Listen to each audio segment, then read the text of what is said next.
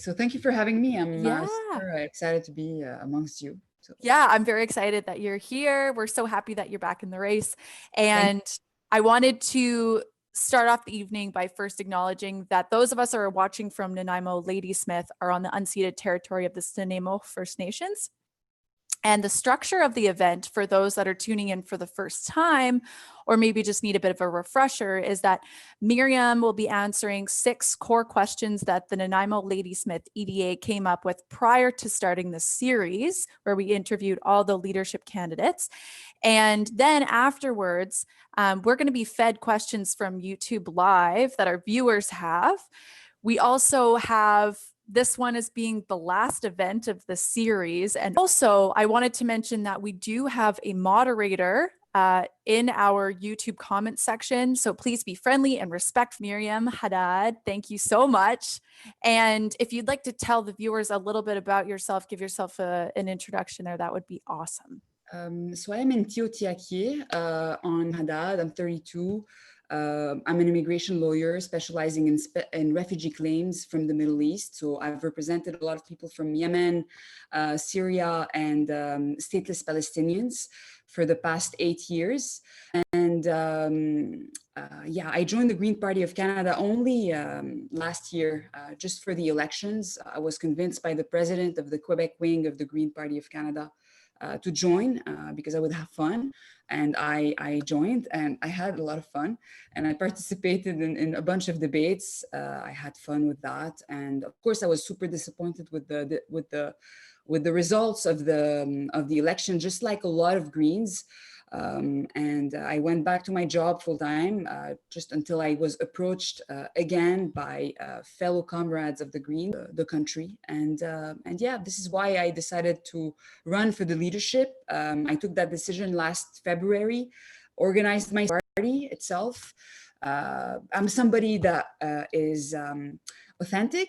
I'm somebody that I'm not a regular politician. I was never meant to become a career politician, and my style is completely different from what we've seen in Canadian politics.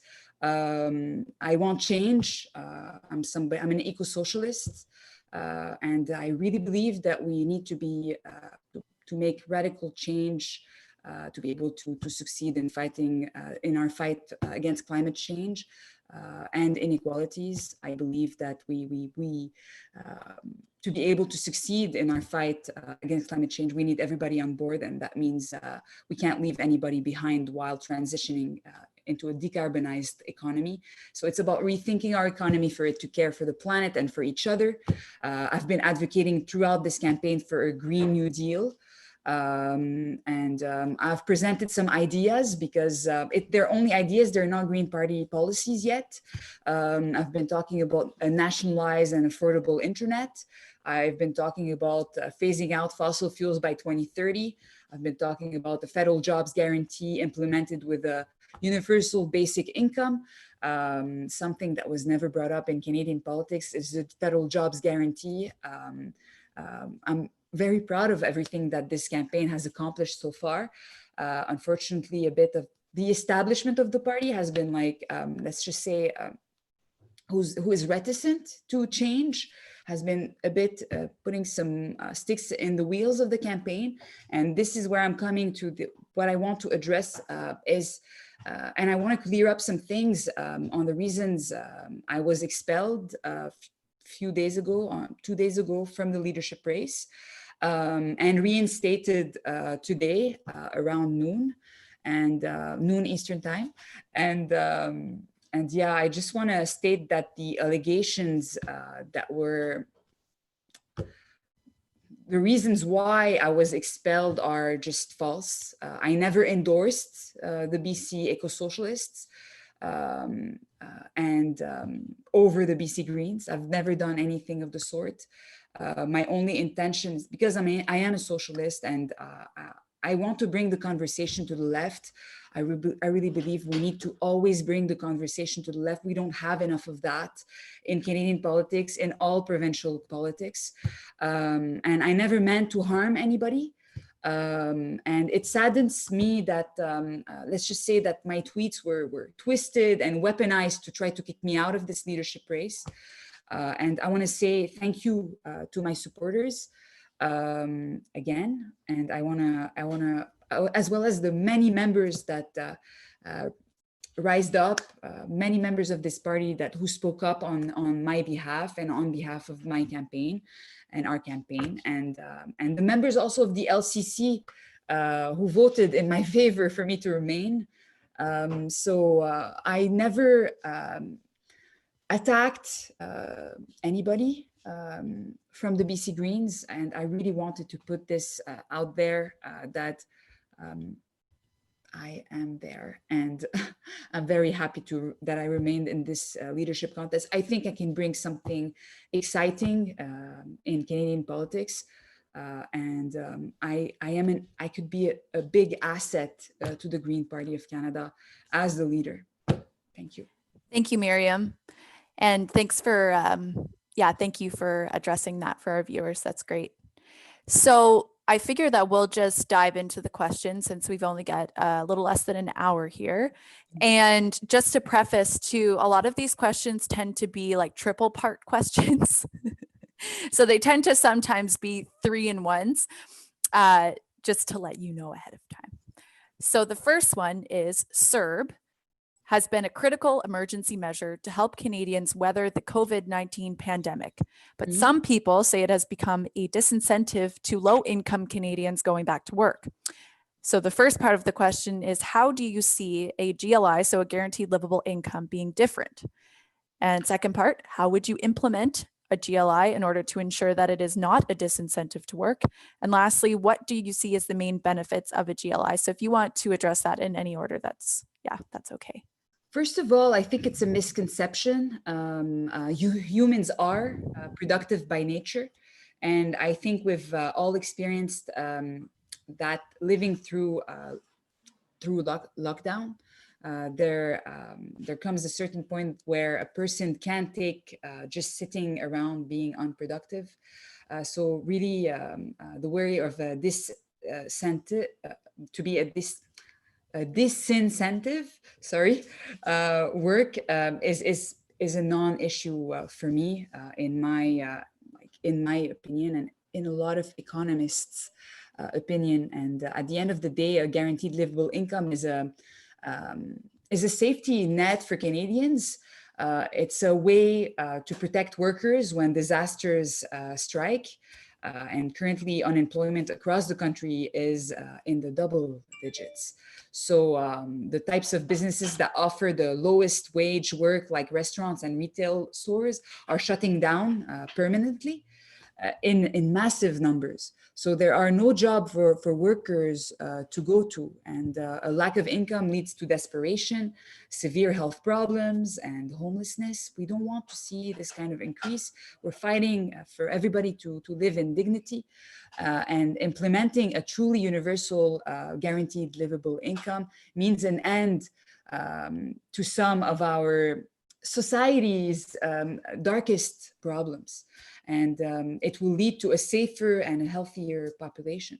So the trick is, it becomes to making sure that this money doesn't just go into the pockets of landlords or pharmaceutical executives or anyone else looking to take advantage of a sudden increase in income. So I believe that in partnership with this legislation of a guaranteed livable income, there must be also other types of economic reforms, like that bring down the costs of living in other ways. It can also be implemented with a jobs guarantee. This, with a wealth tax within a Green New Deal, could actually lower. This is about rethinking our economy, right? This would actually lower the risk, and with a universal basic services that would be implemented. Because yes, a guaranteed livable income without a strong social safety net does not work.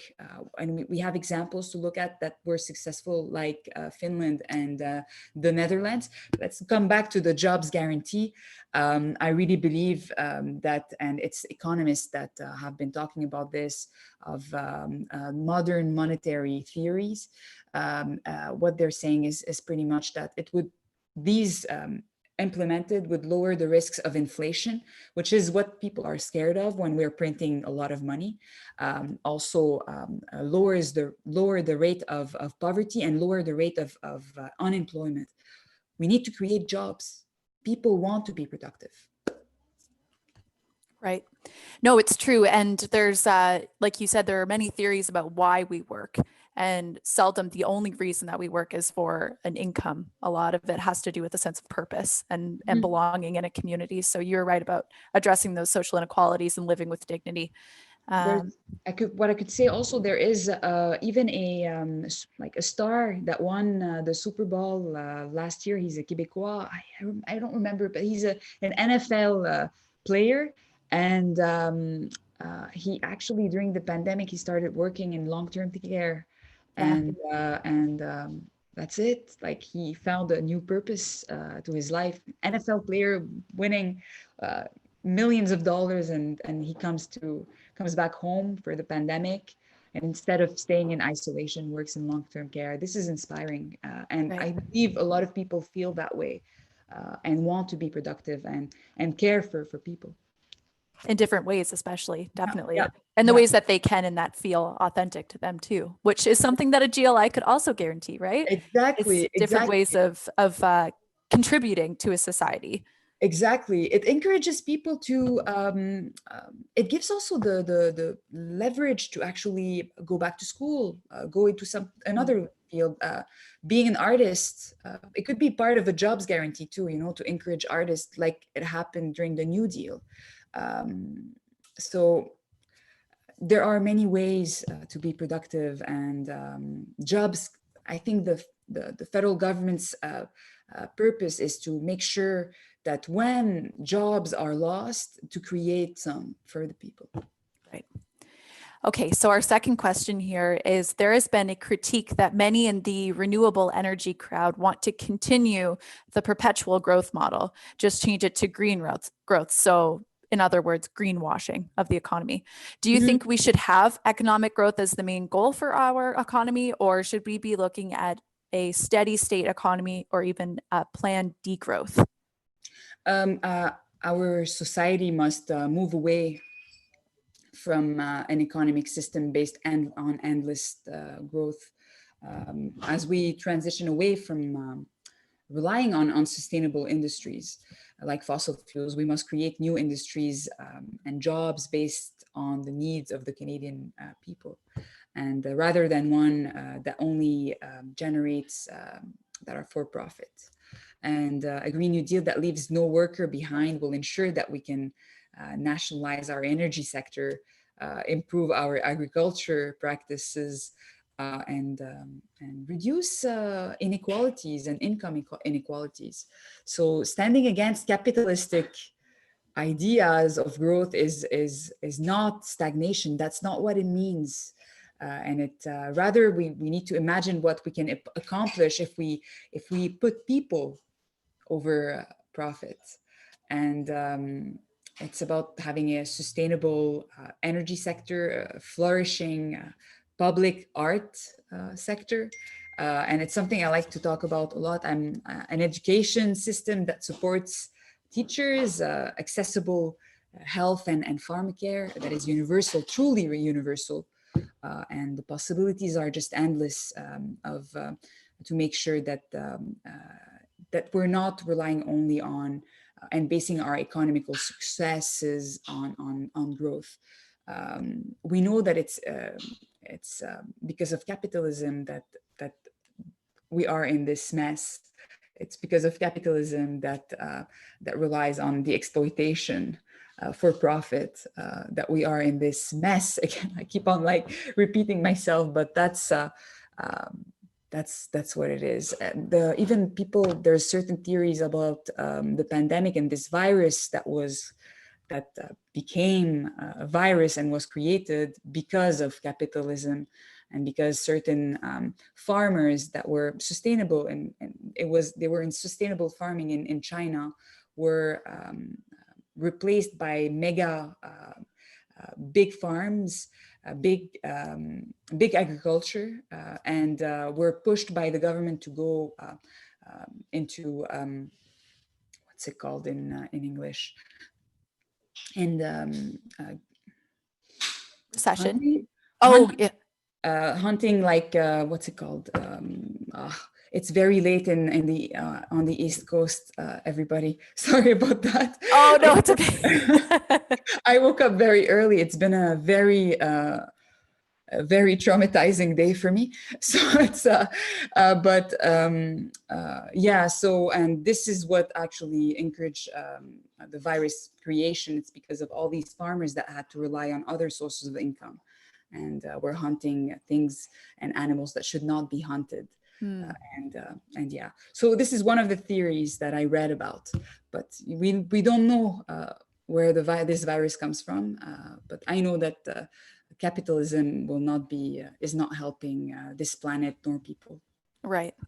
There's a quote that I really like, actually, that I was just perusing through a book, and it says, "No solution to the world's ecological problem can be arrived at that does not take the surmounting of capitalism." Yeah. So that's yeah. Colonialism is it's the same thing. There's many there. It's a source. Capitalism and is a source of a lot of problems. Right. Okay. So on to the next one. What is your stance on drug prohibition? Do you support decriminalizing or legalizing drugs in Canada? And what approach would you support and why? Okay, so the opioid crisis has demonstrated that we need to treat drug addiction as a social and mental health problem, not a criminal problem. And frontline health workers have been doing their best in our addiction facilities to prevent more deaths, but they do not receive the proper support and funds from the government. And we must immediately decriminalize drugs in Canada and strengthen our healthcare systems so that they can properly address addiction. So we must also begin a process to pardon those who have been convicted on drug offenses, which would become decriminalized. Disproportionate prosecutions related to drug offenses happen in communities of color. It's one of the primary ways on our judicial system is maintain systemic racism. So it's and the legalization could also the legalization could lead to companies profiting off the sale of drugs, leading to harmful consequences like monopolization and gentrification that could happen. So this is why decriminalization would be more appropriate. I support the policy of the Green Party of Canada. So yeah. Okay, great. Thank you. Yeah, Nanaimo has been, I would say, an epicenter of folks suffering with opioid addiction, right? So it's definitely a topical issue here in this riding. So, okay, all right, next question. So due to the pandemic, Canada's deficit has been growing. Is this a big problem in your view? Some people think that Canada will have no choice but to bring in austerity measures. Do you think Canada can come out of this pandemic without needing to bring in cuts to programs? Why do we always have to live the consequences of mismanagement and bad decisions that happened in the past? Like, austerity is never the answer. And when governments impose austerity measures, it leads to disastrous consequences for the most at-risk members of our society. And we're fighting for the most marginalized in the Green Party of Canada, and they should be fighting for the most marginalized in all parties. The deficit is something that should absolutely be dealt with eventually, but now it's not the time to be discussing this. plus we are in the middle of a crisis with no end in sight. I'm talking about the pandemic, but also the climate crisis and the ecological crisis. We have to do everything we can to ensure the safety and survival of all Canadians, but also everybody on this planet. We don't want to be the reason why there's an ecocide that goes on everywhere on this planet. I don't think Canadians want to have blood on their hands, and we're not going to be living the most consequences, and we're not going to be the one living the most consequences. We're not on the front lines, at least not all Canadians. There are certain Canadians that are on the front lines of the consequences of climate change. But we do need to take this responsibility. And this said, there's a way that we can mitigate our debt that allows to provide the support needed during this pandemic and beyond. And for this, there are two approaches that we could take. And the first is to crack down on those not contributing to the collective good of society. And I'm talking about tax evasion, about closing loopholes, about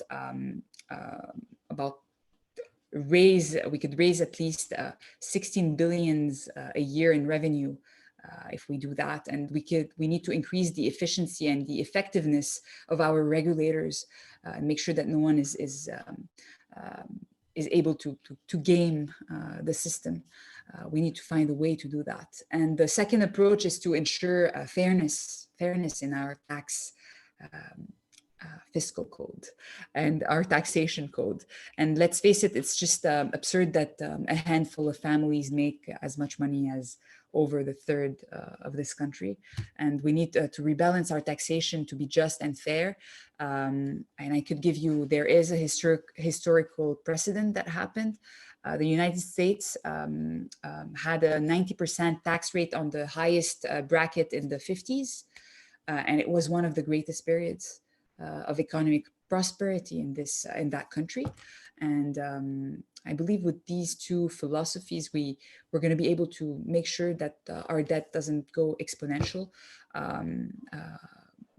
A taxation, a wealth tax also will make our democracy go better. So it's not about only having the money circulating, just like blood to a heart. We need the money to circulate for the economy to go well, but also it's a question of democracy and making sure that certain people don't have so much leverage on governments and on us. Right. So a equitable distribution of wealth. Right. Yes, exactly. Okay, so the next question.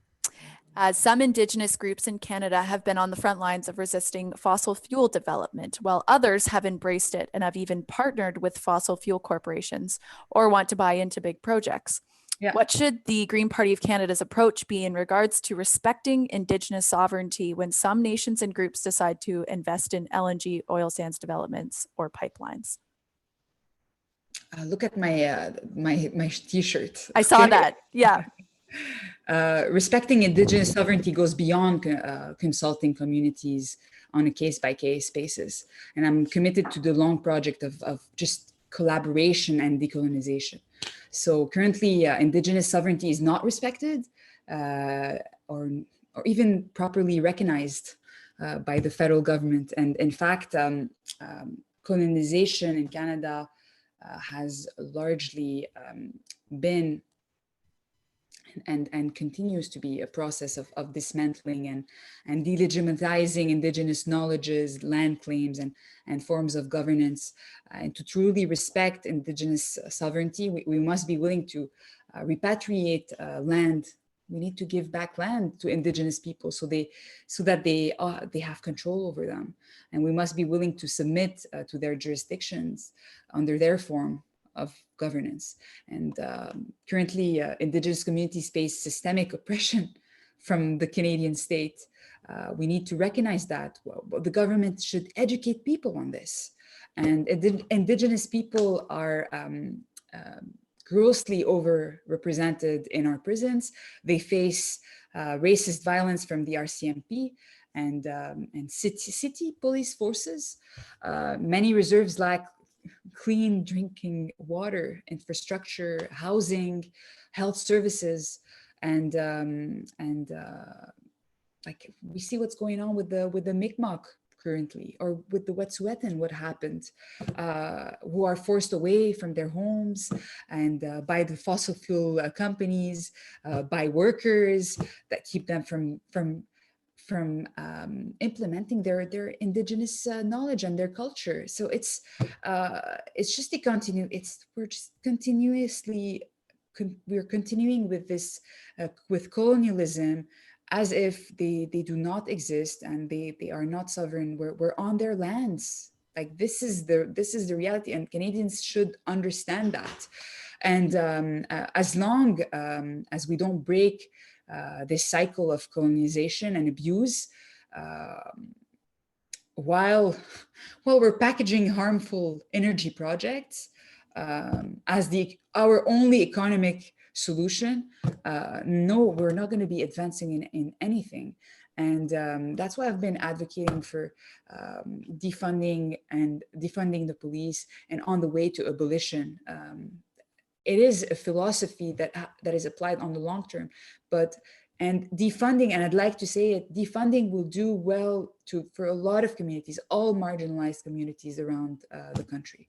So, and again, I believe that this party should be the voice of the most marginalized. Yeah, I'm glad you brought up what's happening in Mi'kmaqi, so in Nova Scotia, because I'm from Nova Scotia, and I have a lot of friends and folks that I know that are there, and it's been very painful to see how colonization has really reached a point where the systemic racism and the injustice and prejudice is like coming right to the forefront. And it's just we see xenophobic governments everywhere in the world, and they are there, like they're xenophobic and hateful governments all around the world, and in Canada also. That's the thing. And I believe, and they rely on populism and on scaring people with the fact that they're going to be losing their privilege, and I believe that this party should be using positive populism. We should be we should be advocating for everybody's rights, and to the extreme, to the most marginalized of this country should be protected. And I believe Canada has space for this kind of populism, of positive populism. And I think this party could be the champion of that. So you mentioned defunding the police, and that's a perfect segue into our next question. So in the wake of the death of George Floyd, among others, international protests have called for defunding of the police to address systemic racism and police brutality in general. Mm-hmm. However, the term defunding the police means different things to different people. Mm-hmm. Do you support the idea of defunding the police in some capacity, which you have alluded to that, yes, you do? And if so, what would you be calling for as leader of the Green Party of Canada? So if you wanted to delve into that more and sort of, yeah, for sure. So defunding the police or police abolition, it can sound like a scary idea when read in isolation, but really it's a beautifully elegant way of looking at reforming the issues with our justice system. And put simply, defunding the police means that we have a robust healthcare and education systems, and a strong social safety net, and access to community programming, so that the police actually becomes unnecessary. It's about also rethinking our community safety. Will there still be need for investigation units? Sure, don't get me wrong, there will be community safety. No one is calling for a society that is free of consequences. That's not what we're advocating for. What the issue has become is that the law enforcement across this country, in all levels of jurisdictions, have been systemically targeting Black and Indigenous communities, people that are poor, people with mental, psychological problems, health issues, and the rate at which Black and Indigenous people are killed by police officers compared with their percentage of the population is the rest of the population. It's disturbing to see that. And it's not a modern day problem though. And while part of the work of law enforcement is to provide safety for the population, these institutions, they were created, they're at their foundation, okay? The RCMP was created to resettle indigenous populations on reserves, and the ones that wouldn't collaborate with that would be starved to death by it was called the Northwestern Mounted Police back then. And yeah, so if at the foundation of these institutions they were built to be oppressing specific groups and marginalized people, we cannot be reforming them. So and it's so it's just not it's not only it's not just our police. There's also a lack of dialogue about the way our prison system treats and incarcerates people. And the level of abuse is absolutely disturbing.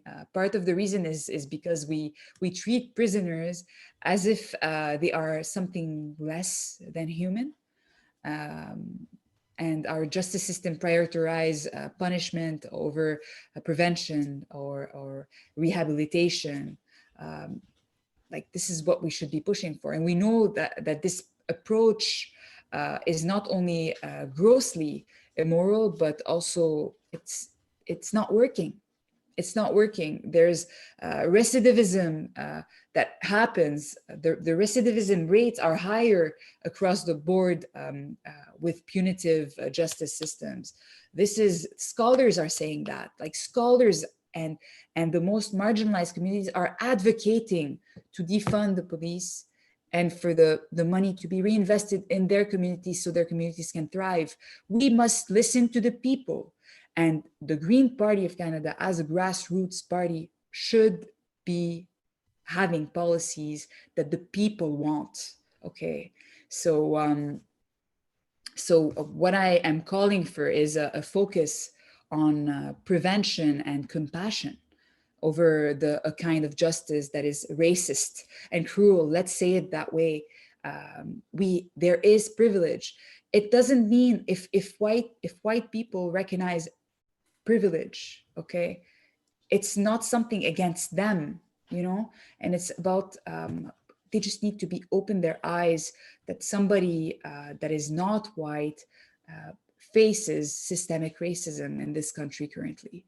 And I think we can do much better. Thank you, Meryam.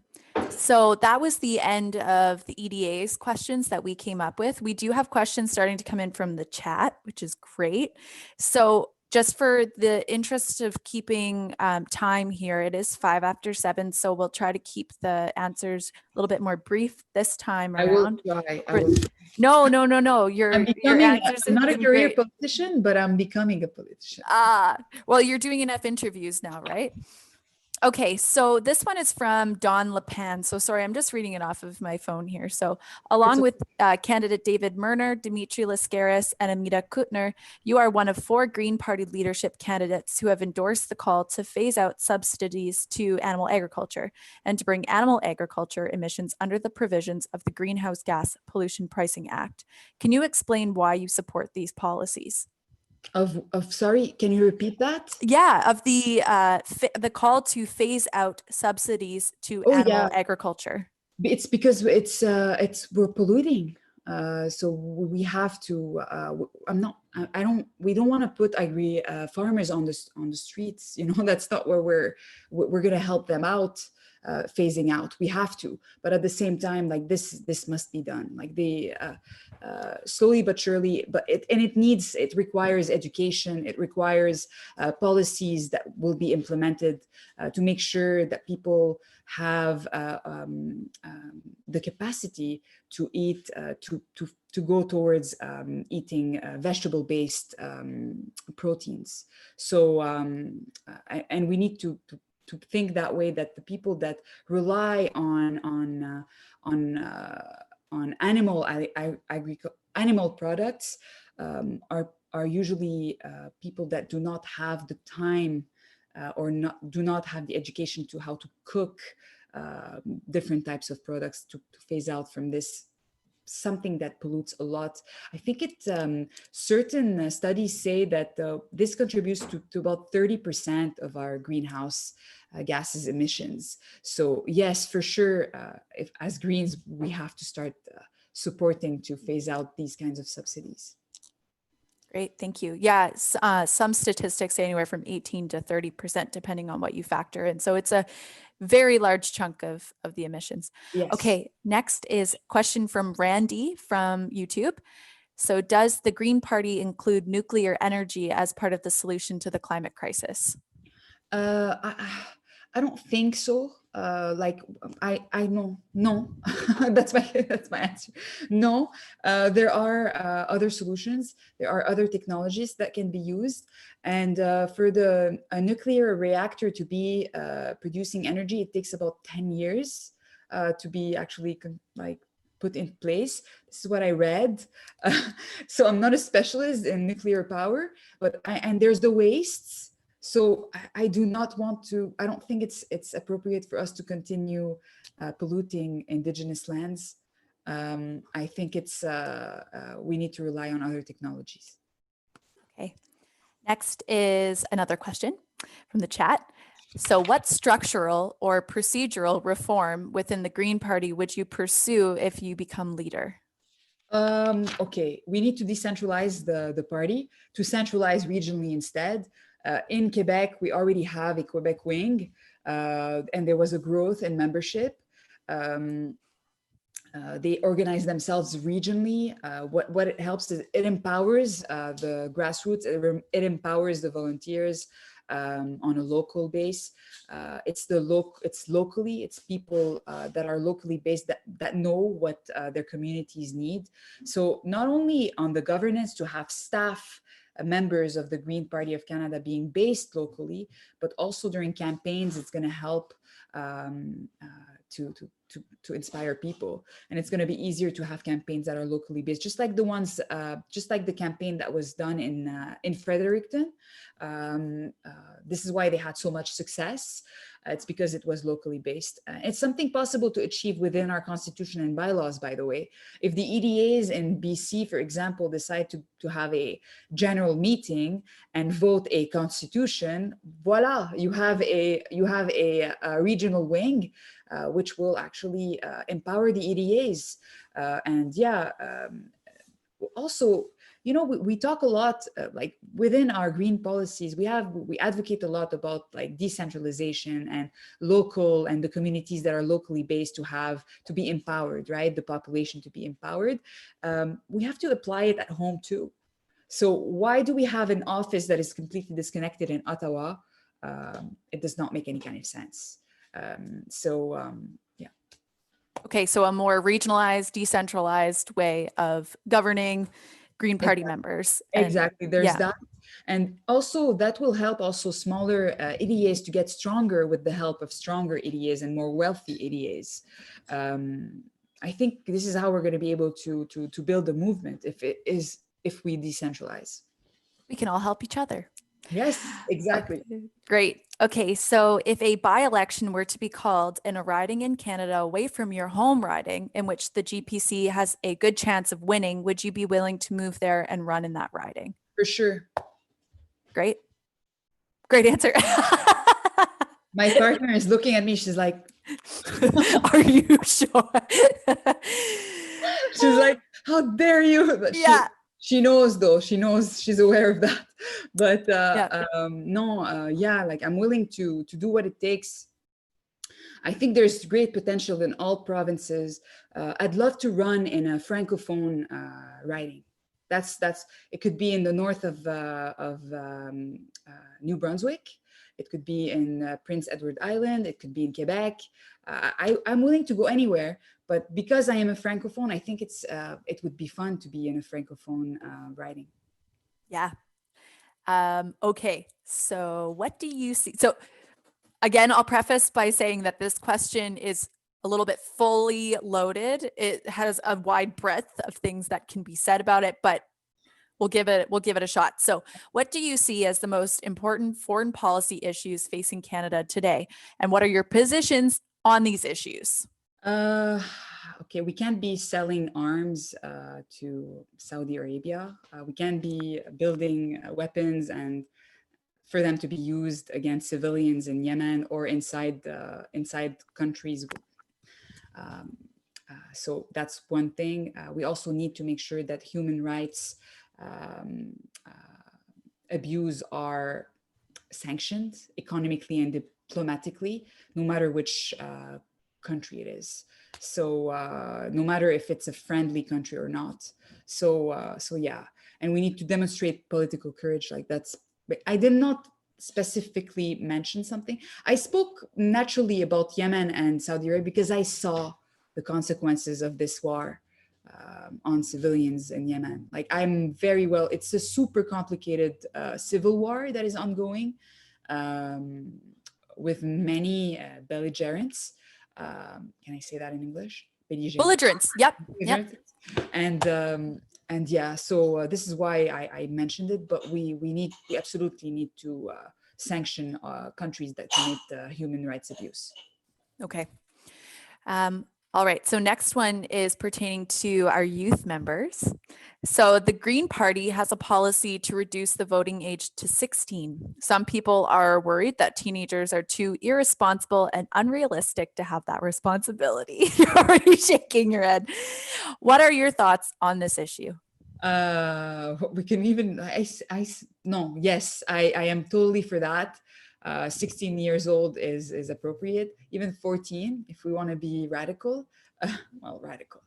I think if somebody works and pays taxes, I think the person is capable of taking the right decision to vote. I think a lot of adults are not taking the right decisions for their children. So yeah, like I would totally support that. We need to encourage the youth to be implicated in politics. They do not trust politics and politicians currently, and I believe we need to inspire them. So like the youth is the reason why I decided to join this leadership contest. So yeah. Yeah, that's great. I know that I didn't get a civics class in high school. And so being 27, still considered a youth in the GPC. Woo! So getting into politics is something that happened a little bit later in my life, but definitely the youth are the reason why I still feel inspired to be a part of it. So I'm glad that you also said that. Okay, so beyond winning more seats, what is the most effective way for the GPC to affect the national conversation on critical issues facing Canada?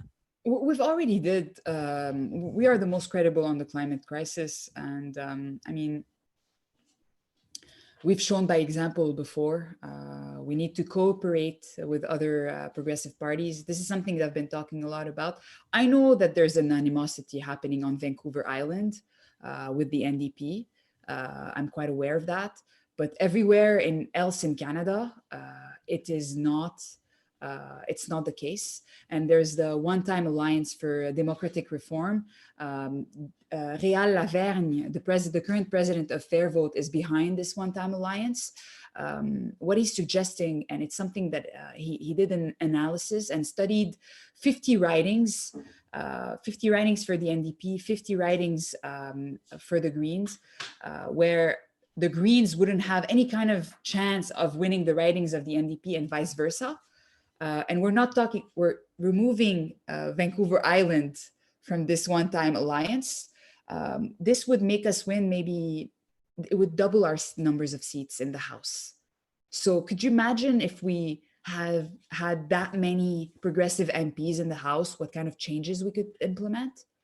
Who knows? You could even like let's think about it that way. Okay, what if we're able to collaborate with the bloc and convince them, how about you rule Canada with us? We could have a multi-party, the first time government, a multi-party government.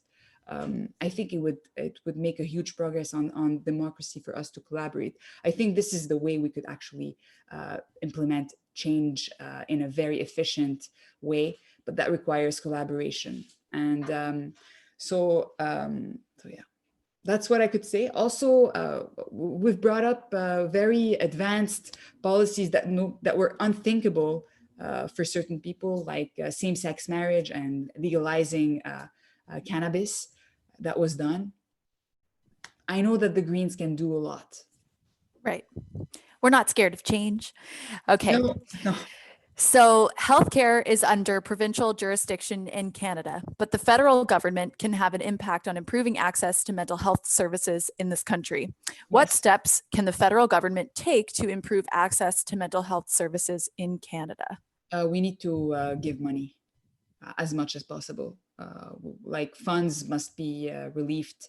And we've seen conservatives and liberals governments go one after the other and cutting in actually giving money to the provinces for them to have the adequate healthcare system.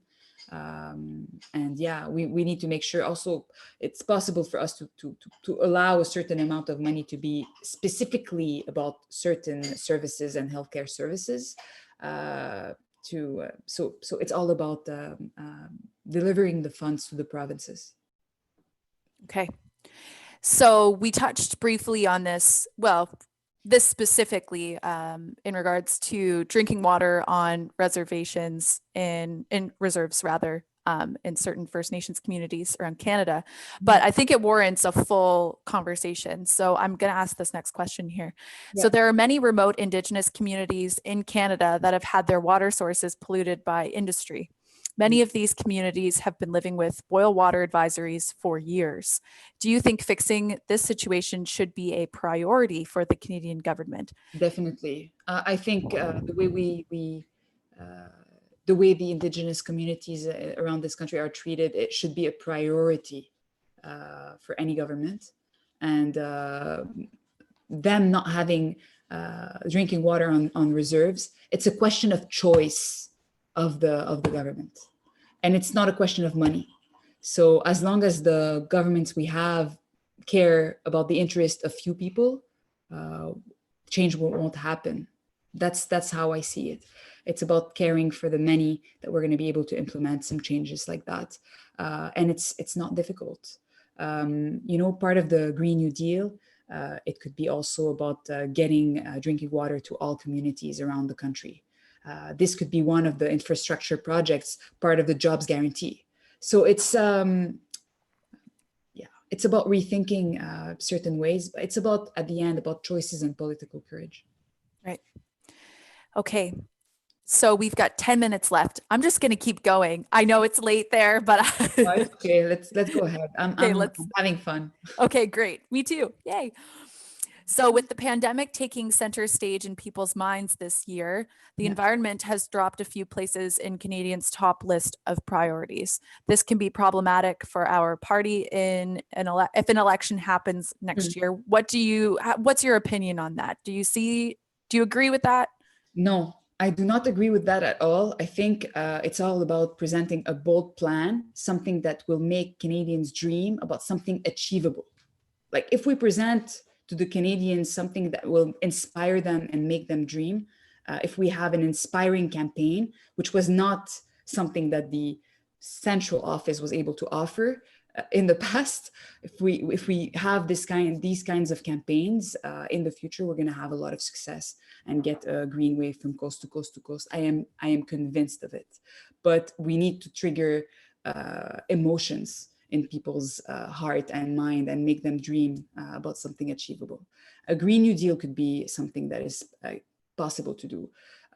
If Bernie Sanders and AOC were able to create this, put this in the imagination of people, it's possible to achieve this in Canada. And yes, I know that AOC and and Bernie was not able to present himself against Trump, but there was a whole administration. The Democrats were against him, but the Democrats are much stronger than the Green Party of Canada governance. So it's a joke like that, but I really believe that it's possible to achieve.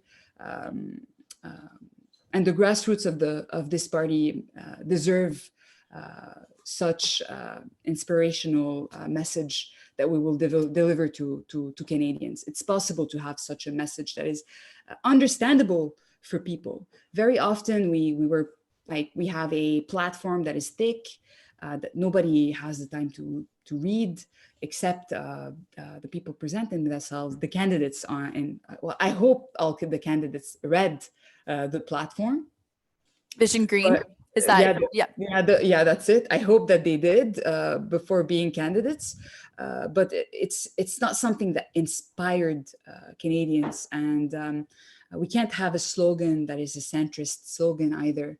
Am I going away from the question? I feel no. So you're totally fine. You are talking about how the environment, the main question was, is the environment still prescient for voters, and how would that affect the Green Party? It will affect the Green Party, but the Green Party should be presenting itself as not a one issue party. Very often people perceive the Green Party as a one issue party, the environment. So if we're able to make people understand that we could be the champions of workers and unions, by suggesting policies that are inspiring and that will actually get people on the market and have jobs, people are scared of what the future brings. If we're able to reassure them that way with a messaging that makes sense, I think we can have a lot of people on board. Yeah, that's great. I read Vision Green too, out of morbid curiosity during Paul's campaign. It is long. It's long. I understand why a lot of people... Mission Possible. Yes. Yeah. Why Mission Possible? Right. Why not the Green New Deal? So, okay. All right. So what are your thoughts on vote whipping and caucus solidarity? I believe in participatory democracy. So it's very important that we don't whip votes. I believe in that. And I hope that this value can be implemented by the party in the future and not kick me out of this race for posting a tweet about policies of land back and a Green New Deal and defunding the police. That's pretty much what I was suggesting to the BC Greens. I think it's important that we listen to people so the Greens should not whip votes. But we cannot put ourselves in a situation also to have MPs that bring forward policies that are just unthinkable and are against green values. These MPs should be actually removed from caucus when such thing happen. And anyways, whipping, the vetting in the next election should be done in a much better way to avoid the kinds of problematics that we had during the last election and that harmed us. And unfortunately, if they would have been dealt with an appropriate kind of way with PR, not proportional representation, but public relation, PR, this kind of PR, it could have actually worked out in our best interest, admitting our mistake, and removing certain candidates could have avoided us a lot of pain and misrepresentation by certain media, traditional media, and certain political parties, for example. So yeah, but I am against whipping votes. Okay. To make that clear. Yeah. So Meryam, you did mention previously about the Quebecois Greens. And so this next question pertains to that. So what are your thoughts on the GPC's chances in Quebec and in other parts of the country with large Francophone populations like parts of Ontario and New Brunswick, as you mentioned, Northern New Brunswick? What strategies would you employ to win seats in French Canada? We need to become better in French. I think French should have as much of a place than English. And as long as we don't have a leader that is fluent in both languages, that like easily fluent in both languages. I know my French is like perfect. My English is, I'm getting better at it. It's not as, I'm not as fluent. Sometimes I'm searching for my words. It happens. And I know I'm getting better throughout this campaign. But the leader should be bilingual completely. The president of the party should be bilingual. The ED should be bilingual. Staff members should be bilingual, and especially when they are working on certain provinces that have francophones. You know that the northern New Brunswick MLAs and like francophones in New Brunswick, they never had a visit from Elizabeth, for example, and feel like there's a huge potential to elect MPs on the East Coast, in the Maritimes, in Quebec. There are so many ridings in Montreal, but even like if we have a messaging that is a bit broader, and if we have a messaging that is specific to certain regions, if we have, for example, comms company, progressive comms company based locally that have a messaging specifically to the region in French, and that we're able to make our messaging out there in French properly, like for sure we can have a lot of people on board. But that wasn't done in the past. This is why nothing happened, nothing happened. I mean, Jenica did win in Fredericton, you know, but it's possible to achieve much more than the last elections. Just selecting 5 winnable ridings and then like cry about it when we don't succeed. It means if we're doing repetitively something that doesn't work in the past and we continue doing the same in the future, we know it's not going to be working. So we have to rethink our ways of campaigning. Where we put our energy. Yeah, definitely. And governing and how we treat volunteers, and how grassroots, how the grassroots of this party are just shoved on the side instead of using their talents and encouraging them and empowering them. This is what we must do to inspire people. So I see us having this green wave. I really believe in it. So Meryam, it's now 7:28, and it sounds like you have visions for the Green Party. So if you wanted to give a closing statement for our viewers. Well, thank you. Yeah, you're welcome. Thank you for having me today. It was really a pleasure to be part of this for this questioning. It was a different kind of format. I really enjoyed it, I want real change, and I want to inspire people. And I'm really, I feel like I'm capable of inspiring the youth. I think if we can have the youth of this country voting for us, I believe that we can accomplish a lot. The millennials and the Zoomers are the biggest block of voters. The Greens are fighting for for their future. So let's say we have a leader that is capable of inspiring them. We'll have them on board, because already they do not believe in politics and politicians. They don't have representation. And I think I'm able to achieve this. I know that the goal and what the leader is supposed to be is a spokesperson. I'm somebody that wants to empower the members and empower the grassroots. I think my campaign is 100% grassroots. And I believe that what happens at home and must be what we present to people. And I'm somebody that is honest and authentic. And I think this is what we need in Canadian politics in the future. Voila. Great. Thank you. Thank you, Meryam. I also want to remind viewers on YouTube that they can share this video with all of their friends or family, anyone who's still on the fence and wants to just take in all the information from all the different candidates. Voting is opening. And also, Meryam, what is your website? Oh, it's Meryam2020.ca. Okay. And that's it, Meryam2020.ca. Okay, so And we'll make sure that we put that in our comment section too. perfect. And we're all over social media. We're having a lot of fun. That's a lot of something that we put a lot of, we're very proud of. I have a whole team behind me that is super helpful. And I want to thank them for being part of this, for this movement. And we're super proud of what we accomplished so far. And we're so thankful that we're still in this leadership race. I think this is like, this is why it was so important for me to stay here. It's for all these people that we were able to get into this party and to inspire, and the volunteers. It would have broken our heart if we're not here. Yeah. Okay. Well, thank you.